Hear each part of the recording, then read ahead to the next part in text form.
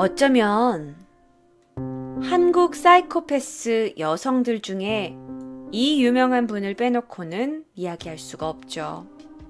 많은 분들이 이분의 이름을 엄여인이라고 알고 있습니다. 맞죠? 엄여인. 맞아요. 벌써 등줄기가 서늘해요. 과연 엄여인은 어떤 사람이었을까요? 그녀의 본명은 엄인숙이에요. 어떻게 하다가 세상에 알려졌냐면 2005년, 얼마 10년 전이죠. 2005년 당시 30살의 나이였는데요. 그때 병원에 비상계단에서 방화를 저질렀어요.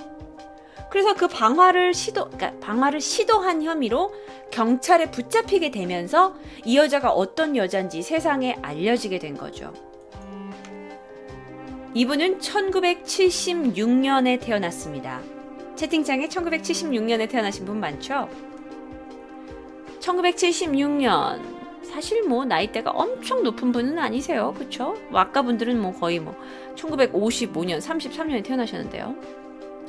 어떻게 자라났냐 했더니 고등학교 때 친구의 돈을 훔쳐가지고 전학을 강제로 당한 기록이 있네요. 그런데 이분이 재밌는 사실이 뭐냐면 키가 상당히 컸대요. 약 170 정도의 키, 게다가 얼굴도 상당히 예뻤다고 합니다. 그런데 엄여인에 대한 사진은 제대로 나오지가 않아요. 그런데 엄여인의 주변 인물의 말에 의하면 이 탤런트와 굉장히 닮았다고 해요. 바로 이분. 여러분, 이 탤런트 이름 뭐죠? 이분은 엄여인과 아무런 관련이 없지만 제가 여러분들의 이해를 조금 돕기 위해서, 맞아요, 박진희 씨예요. 이해를 돕기 위해 가져온 사진이니 박진희 씨의 팬분 또는 매니저분 또는 소속자 관련자분은 저를 너무 뭐라고 하진 마세요. 분명 저는 인터넷에서 엄여인은 박진희와 굉장히 닮았다라는 것 때문에 너무 이렇게 모자이크 처리가 돼 있으니까 궁금하잖아요. 어떻게 생겼는지 너무 궁금해서 참고 사진으로 가져온 것 뿐입니다. 고소할 거예요. 그래요. 너님이 아마 박진희 그 엔터테인먼트 사장님이길 바래요. 자, 그런데 고등학교만 졸업을 하고 이 엄여인은 보험 설계사로 일을 하게 돼요. 자, 어떤 사건들이 있냐? 20대 초반의 나이에 결혼을 일찍 하게 됩니다. 그리고 딸을 하나 얻게 돼요. 그런데 이 딸이요, 높은 곳에서 놀다가 떨어져 죽어요. 뇌진탕으로 사망합니다. 그게 2000년도예요. 낙하가 돼서 뇌진탕으로 사망하게 돼요. 그런데 나중에 알려진 일이지만 사실 많은 사람들이 이 일을 엄여인이 저지른 게 아닌가라고 의심하고 있어요. 하지만 엄여인은 이 사건에 대해서만은 혐의를 인정하지 않았어요.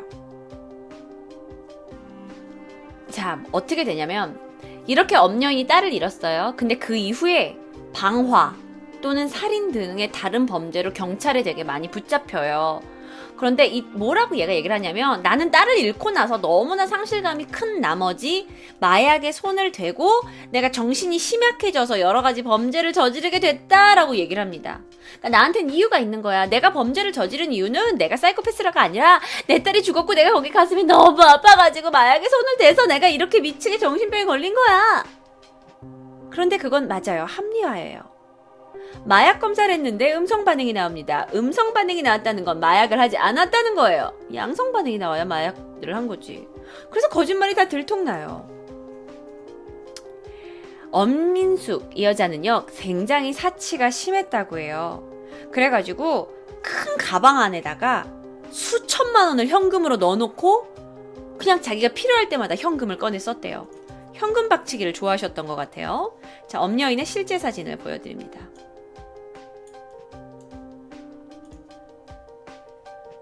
자, 그렇게 돈이 좀 있었는데 그 돈이 어느 순간 부족해지자 자신의 주변 사람들을 범행 대상으로 이용하기 시작합니다. 그 첫 번째 사건 2000년 5월입니다.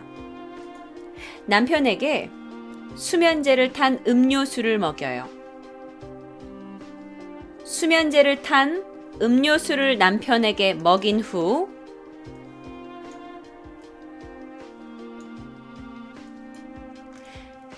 남편이 잠든 틈을 이용해 남편의 눈을 바늘로 찌릅니다. 그리고 남편을 실명하게 만들어요.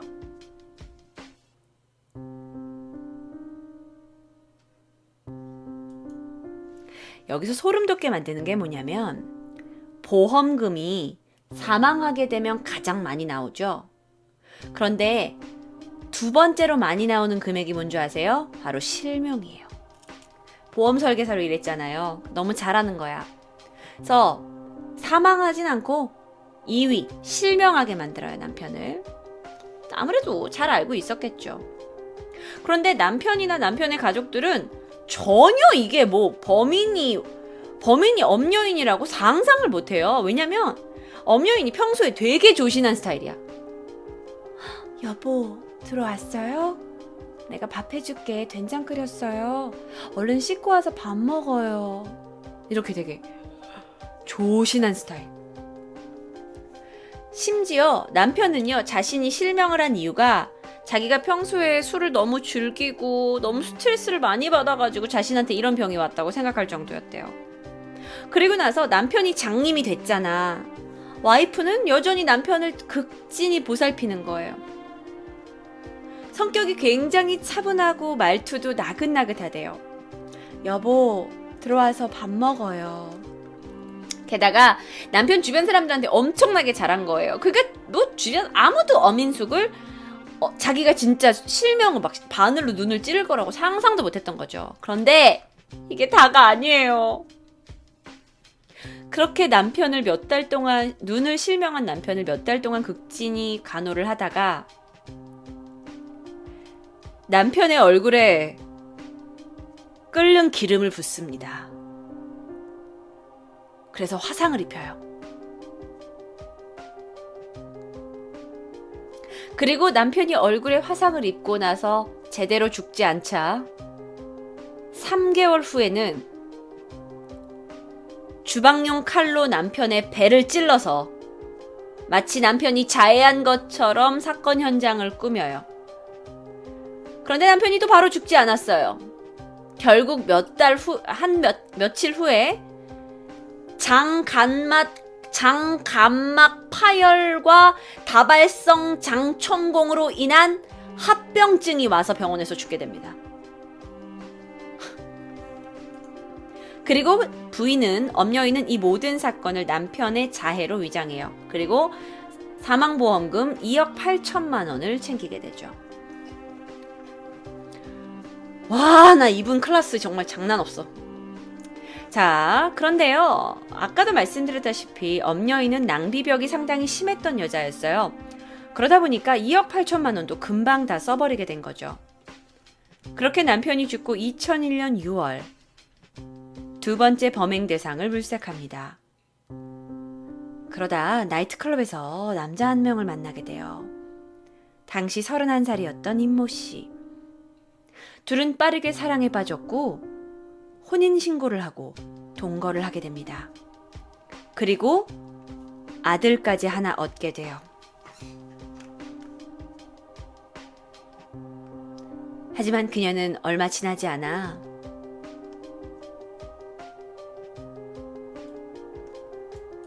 동일한 방법으로 남편이 자고 있는 틈을 타서 바늘로 남편의 눈을 쑤신 거죠. 남편은 실명하게 되고 얼마 지나지 않아 부상까지 여러 몸에 입게 되고요. 그래서 그녀는 다시 3,900만 원의 보험금을 취하게 됩니다. 남편과 동거하게 된 지 1년도 되지 않아 결국 남편은 사망합니다. 2명의 남편이 다 실명했어요.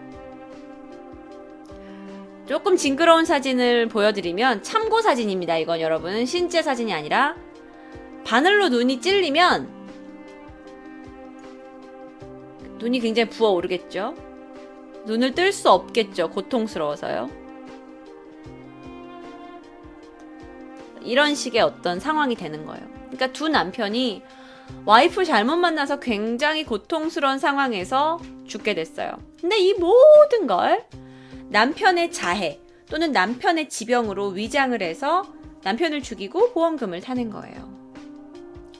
자, 두 번째 남편까지 사망을 합니다. 돈이 또 없어. 이제 세 번째 남편 찾아야죠. 아니면 또 다른 남편인가요? 아니요. 또 다른 가족을 찾게 됩니다. 이제 더 이상 남편 찾기가 힘들어지니까 자신의 가족들한테까지 어떤 영향을 주게 되냐면요. 자신의 친엄마를 찾아가요. 돈이 떨어져서요.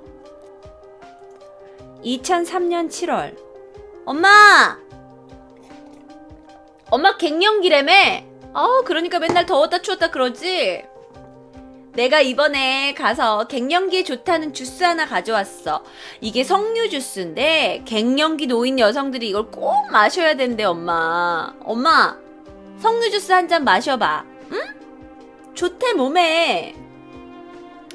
그리고 석류 주스를 계속 권했는데 이 안에는 수면제가 들어있었어요.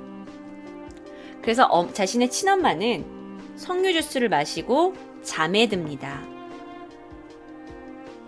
그리고 친엄마가 잠에서 깼을 때 그녀는 이미 실명한 상태였어요. 바늘로 찔러서 눈을 실명시켰죠.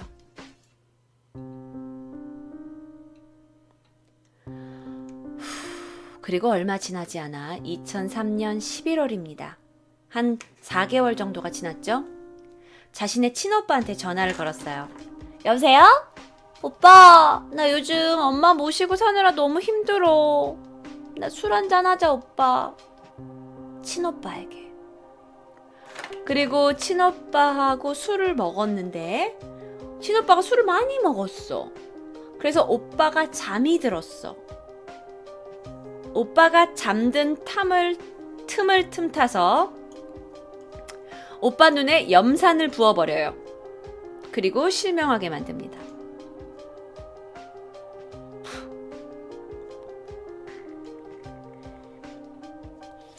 그런데 오빠가 이 염산 때문에 병원에 입원을 하게 됐어요.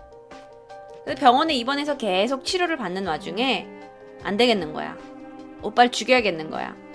그래서 자신의 아들이 기관지 이제 확장제라는 약을 먹고 있었대요.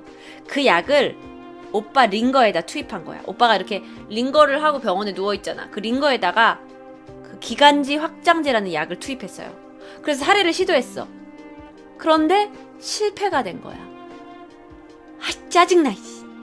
오빠 죽이는 걸 실패했네. 돈이 점점 떨어지잖아요. 그러니까 자신의 가족들이 살던 집을 다 자기가 몰래 팔아넘겨요. 돈을 챙겨요. 그리고 이제 눈먼 엄마, 눈먼 오빠가 야, 우린 어디로 가야 되냐? 엄마, 조금만 기다려. 오빠, 너무 아프지? 조금만 기다려. 내가 얼른 이 집 팔아서 두 분이 편하게 살 수 있는 더 좋은 집으로 모실게요. 그렇게 말해놓고 그 집을 구매하려고 집을 팔고 벌어들인 돈으로 술 마셔요. 남자 만나요. 유흥비로 다 써요. 옷값으로 다 써요.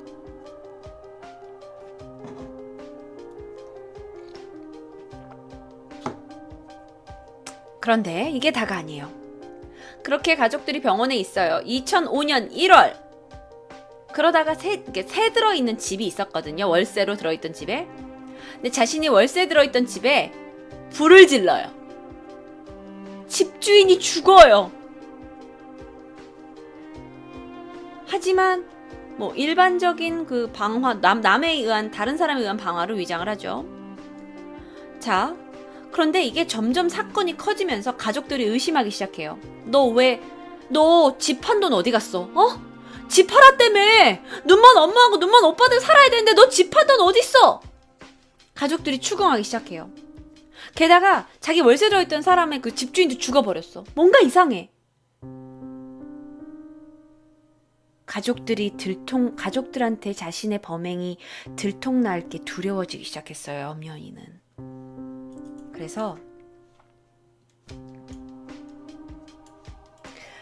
엄여인은 자신의 친오빠와 남동생이 자고 있던 집에 불을 지릅니다. 그런데 둘이 죽지 않고 중화상만 입게 돼요. 또 죽여요? 하지만 생각해보세요.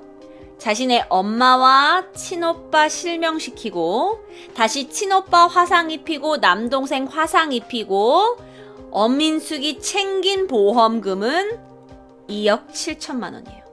그러니까 왜 계속 상해를 입히냐?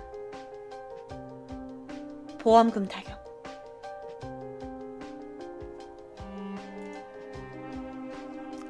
자, 집이 불타버렸어요. 그러니까 이제 갈 곳이 없잖아. 집주인도 죽었고. 근데 예전에 우리 집에서 일하던, 나 잘 나갈 때 예전에 우리 집에서 일하던 가정부가 있거든. 김언니라고 치자. 김언니한테 전화를 해요. 김언니, 잘 지냈어요? 내가 요즘 좀 힘들어졌거든. 근데 언니, 우리 집 잘 나갈 때 내가 언니한테 월급 몇 달 못 준 게 있어요. 그게 너무 미안해. 근데 언니, 나 언니한테 한 번만 신세 좀 지면 안 될까요? 나 곧 얼마 돈이 받을 때가 있는데 며칠만 언니 집에 좀 있고 하면 그때 밀린 월급도 다 줄게요, 언니. 그 가정부가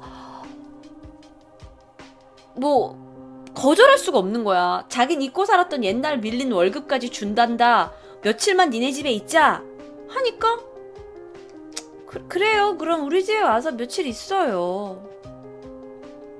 그렇게 해서 한 달이라는 시간이 지났어요. 근데 뭐야? 줄 돈이 없잖아. 당연히.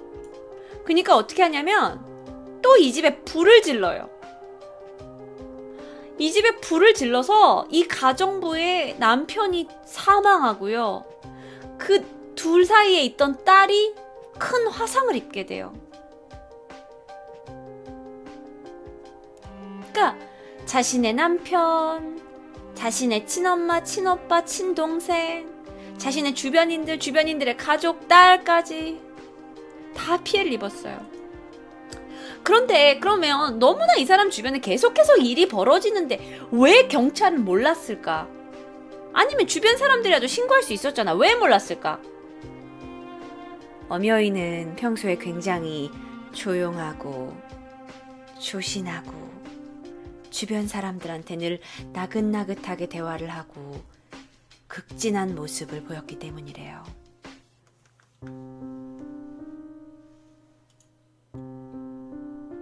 자, 그런 엄인숙이 어떻게 잡혔냐? 엄인숙의 아들 하나 있었던 거 아시죠? 그 아들이 병을 앓고 있었어요.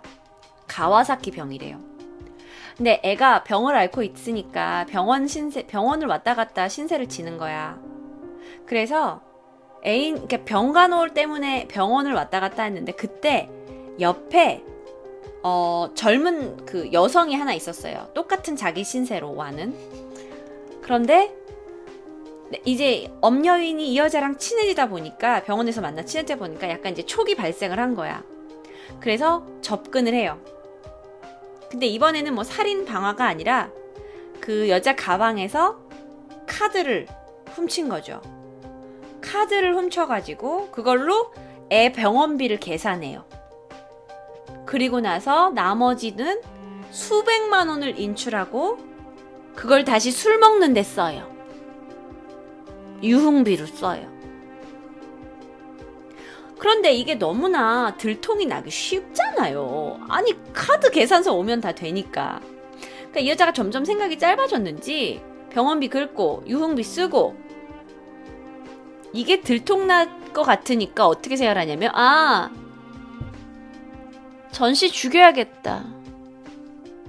이 일이 너무 커졌다. 이렇게 생각을 한 거죠. 그런데 그런 와중에 엄인숙의 아들이 사망해버려요. 엄인숙의 아들이 죽어요. 병원에서 사망을 하게 돼. 병 때문에 죽은 것 같아, 이건. 근데 전 씨한테 또 접근을 해서 내가 너한테 죄 지은 게 있지만 우리 아들 지금 사망했으니 가는 길 나랑 좀 위로 좀 해달라. 나 지금 너무 힘들다. 내 아들이 죽었는데 나 갈 곳이 없다. 하고 나 오늘 너네 집에서 하룻밤만 머물자 해요. 그래서 전씨 집에서 하룻밤을 또 머물러. 와, 이 여자, 사람들이 어떻게 해서 이 여자를 이렇게 많이 믿었는지 모르겠지만 하여튼 전씨 집에 머무르게 돼요. 그러면서 전씨한테 요즘 너무 잠이 안 와. 내가 너무 많은 일을 겪었나 봐요. 그래서 잠 안 오는데 요금 하나 먹었더니 무지 잠이 잘 오더라고. 자기도 하나 줄까? 몸에 해가는 건 아니야. 그냥 잠 푹 자는 거야. 그리고 알약 하나를 건넵니다. 게다가 이게 이렇게 얘기했어요. 그리고 이거 있잖아. 그냥 잠만 잘 자는 게 아니라 이게 체지방 분해하는 효과도 있어. 그래서 이걸 먹고 나면 다음날 몸무게가 싹 빠져 있다니까. 다이어트 약이니까 자기도 하나 먹고 자. 좋은 거야. 참나, 사람 속이는 방법도 여러 가지야, 그치? 그래서 결국 그 알약을 먹게 되고 전씨가 정신을 잃게 되고 눈을 떠보니까 눈은 이미 녹아내렸어요. 붙어버렸어요, 눈이 그 무엇을 했는지 모르겠어요. 근데 눈이 녹아내려가지고 이렇게 눈이 2개 붙어버렸어요. 그래서 바로 입원하게 돼요. 그런데 죽여야 되잖아요. 눈만 실명했다고 얘가 힘을 못 쓰는 게 아니잖아. 그래서 다시 그 전씨라는 여자가 입원한 병원에 다시 찾아가서 링거에다가 탈취제 알죠? 탈취제를 주입해요. 살해하려고. 그런데 전씨가 발작만 일으키고 죽질 않아. 안 되겠다. 죽여야겠다. 그리고 병원 비상계단에 불을 질러요. 일이 점점 커지죠. 그러다 CCTV에 잡혀서 경찰에 붙잡히게 됩니다. 완전 정신 나간 여자죠. 처음에는 원래 불을 지른 것만으로만 경찰에 잡혀왔어요. 그런데 여러 가지가 자백을 받다 보니까 결국 2005년 4월 28일 5년 동안 저질렀던 범죄의 막이 내리게 되는 거죠. 엄여인이 정신과 그 감정을 받아요. 근데 여기에 뭐라고 나오냐면은 반사회적 성격 장애가 있다고 해요. 반사회적 성격 장애. 그래서 제가 지난번에 여러분한테 해드린 그 사이코 테스트 아시죠? 너가 사이코패스인지를 알 수 있는 테스트 지난 방송에서 했었잖아요. 거기에 40점 중에 40점 만점을 받았대요. 그래서 그 후에 재판을 거치고 방화치사, 그다음에 상해, 중상해 등 9가지 혐의가 인정이 돼서 지금은 무기징역으로 감옥에 있다고 합니다. 수석 합격이네요. 사이코패스 수석 합격이죠. 대한민국의 여자로의 사이코패스의 한 획을 그은 엄여인이었습니다. 자, 많은 분들이 많이 화가 나셨죠. 제 토요 미스테리가 재밌게 봐야 되는데 자꾸 방송 후반대로 갈수록 화가 납니다. 하지만 재밌게 봐주신 여러분 감사하고 유튜브 구독 그리고 유튜브 조회도 많이 해주셔서 너무 감사해요. 저는 오늘의 토요 미스테리는 여기까지. 다음 주 토요 미스테리에서 또 여러분께 흥미진진하고 열불나게 하는 이야기로 찾아뵙겠습니다.